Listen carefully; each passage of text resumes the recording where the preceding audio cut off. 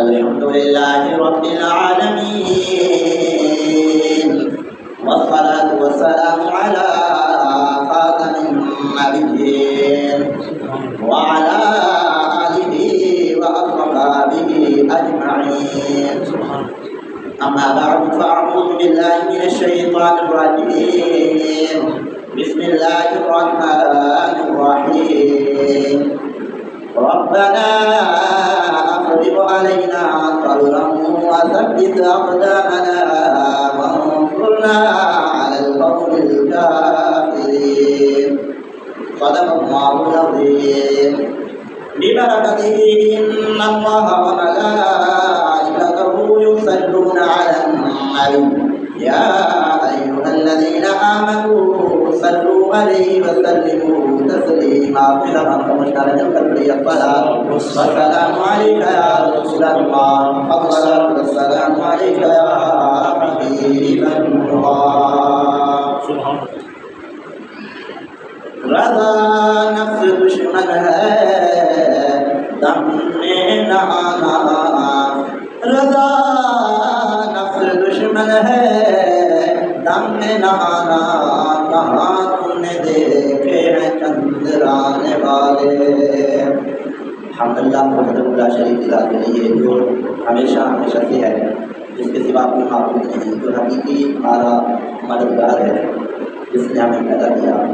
اور درود رحمت نبی رحمت صلی اللہ علیہ وسلم کی اس ذات والا صفات پر جن کو اللہ تعالیٰ نے ہدایت کا ذریعہ بنا کر بھیجا. اور میں چونکہ پاکستانی ہوں، میں پاکستانی ہوتے ہوئے اپنے بھائیوں سے، اپنے اداروں سے، اپنے چاہنے والوں سے اور محب وطن جو مسلمان کر رہا تھا تم کہاں تھے. میں یہ سوال کر سکتا ہوں نا، جب ہمارا فلسطین کٹ رہا تھا اور آپ سوچ رہے کہ ابھی نہیں کٹ رہا، وہ بھائی دشمن نے چار محال پہ ہمیں مجبور کر دیا ہے کہ جب جواب دے دیتا ہے اور شیر سویا رہے تو بلے کتے اور گدڑ بھی آ کر بکریاں کرتے ہیں. تو جب ہمارا ایٹمی پاور نیوکلیئر ملک ہے، اس کے پاس طاقت ہے اور پاور ہے، تو سب سے بڑی پاور اللہ کی نصرت مدد ہماری ایمانی شکل میں موجود ہے.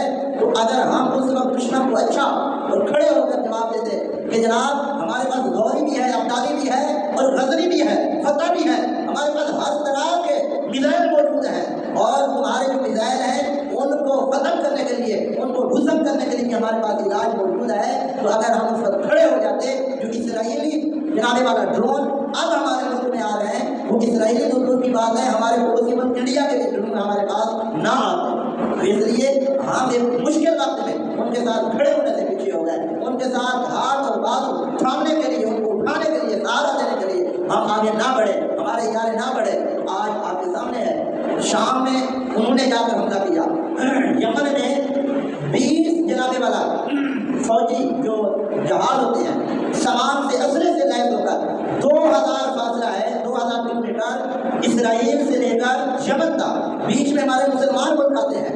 تو مجھے یہ بات سمجھ نہیں آ رہی کہ یہ 20 جہاز جو اسرائیل سے چلتے ہیں یمن میں جا کر ان کے ایئرپورٹ اور ان کی فوجی تنصیبات اور ان کے جو چھوٹے موٹے اسلحے والی جگہ ہیں ان کے اوپر جا کر وہ ٹارگٹ کرتے ہیں، وہاں بم اور میزائل برساتے رہتے ہیں. اور ارد گرد کے جو ملک ہیں وہ اسلامی ملک ہیں، وہ تماشا بھی دیکھتے رہے، اپنی فضا کو استعمال بھی کرنے دیا جاتا ہے، اور وہاں مسلمانوں کا مذاق بھی اڑایا جا رہا ہے اور مسلمان شہید بھی ہو رہے ہیں.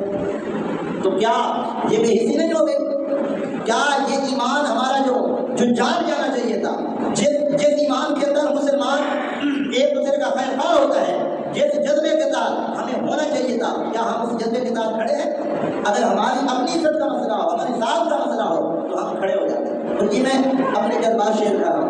اس طرح کی گفتگو آج زیب نہیں دیتے جو میں ابھی کر رہا ہوں، لیکن یاد رکھ لیں اس گھر کو آگ لگی گھر کی چراغ سے.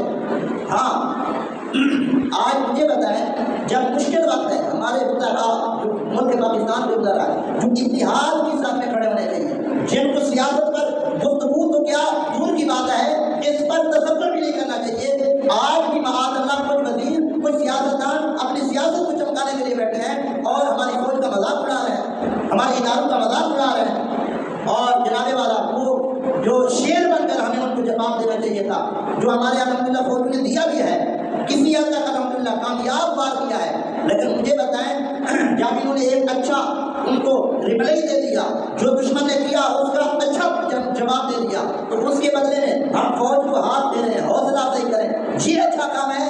یا فوج کے اندر ہمارے جو ادارے ہیں اس کے اندر جو چھوٹے موٹے معاملات ہوتے رہتے ہیں ہم ان کو اٹھا کر جناب والا ڈسکس کریں اور کہیں جناب ہمارے ادارے تو یہ حضور دکھا رہے ہیں، یہ دکھا رہے ہیں، یہ دکھا رہے ہیں؟ نہ بھائی، اس وقت یاد رکھ لیں اتحاد کا ایک اصول ہے، جب آپ متحد ہونا چاہتے ہیں اللہ کی طرف سے یہ مدد ہوتی ہے کہ بندہ ماضی کی باتوں کو بھلا کر مستقبل کے لیے کھڑا اور چوکنا ہو جاتا ہے، تب اتحاد ممکن ہوتا ہے۔ اگر چھوٹی چھوٹی باتوں کو بندہ خریدنا بیٹھ جائے، چھوٹی چھوٹی باتوں کو اٹھا کر بیٹھ جائے کہ تم نے یہ کیا، ہم نے یہ کیا، ہم نے یہ کیا، تم نے یہ کیا، تو پھر یاد رکھیں یہ جو دشمن ہم سے چاہ رہا ہے، جو ہم دشمن کے مقابلے میں اپنے آپ کو مضبوط سمجھ رہے ہیں، دشمن اپنا مقابل سمجھ چکا ہے، اگر ہم نے ان کی باتوں کو سیریس نہ لیا تو یاد رکھنے جیسے وہ رات کو بگڑ بکتی کستے ہوئے رات کے سوئے ہوئے جناب والا وہ جو جن کو پتہ نہیں ہے، جن بچوں کو میں صبح دیکھ رہا تھا 8 سے 9 سال کا ایک فوجی کا بیٹا ہے، اس کو بھی جناب والا آتنکوادی سمجھتا، دہشت گرد سمجھتا،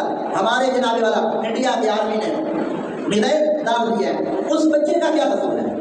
ان عورتوں کا، خواتین کا، عام سویلین کا کیا قصور ہے جن کو ٹارگٹ کیا جا رہا ہے؟ دیکھیں نا ہمارا معاملہ ان کا معاملہ چلا کہاں سے ہے؟ آپ کو تھوڑا تاریخ سے بھی واقف ہونا چاہیے، اور میں نے شاید کتنی بار یہ بات کہی ہوگی، ہماری سب سے بڑی کمزوری میں سے کمزوری یہ ہے کہ ہم اپنے ماضی کی قریب کی یا دور کی تاریخ کو بھول جاتے ہیں کہ ماضی میں ہمارے ساتھ کیا ہوا، ہم نے کسی کے ساتھ کیا کیا ہے، جب ہم اس کو بھول جاتے ہیں نیا چہرہ، نیا نعرہ اور نیا انداز ہوتا ہے، حالانکہ سب اس کے پیچھے وہی پرانا چل رہا ہوتا ہے۔ پیغام آپ تک پہنچا ہے تو آپ اس میں عمل کریں، آمین۔